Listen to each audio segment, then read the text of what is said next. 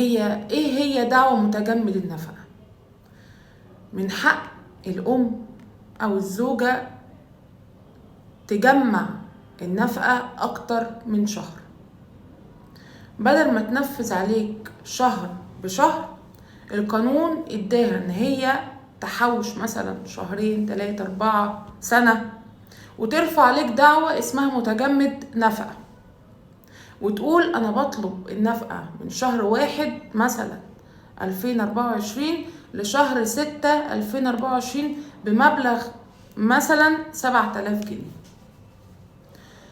بيبقى قصاد القاضي بيعمل لك حاجة اسمها اعلان بأمر الدفع، يعني تيجي تدفع الفلوس. حلو، انت من حقك تسد قصاد القاضي. طب ولو انت ما جيتش ايه اللي هيحصل؟ ساعتها القاضي بيحكم عليك بالحبس شهر. ماشي، هتحبس الشهر، هتفضل تتحبس لحد ما تسد الفلوس اللي عليك. دعوى الحبس هي الصيغة التنفيذية الوحيدة اللي من حقي انفذ بيها اكتر من مرة، حتى لو انت قضيت العقوبة بتاعتك.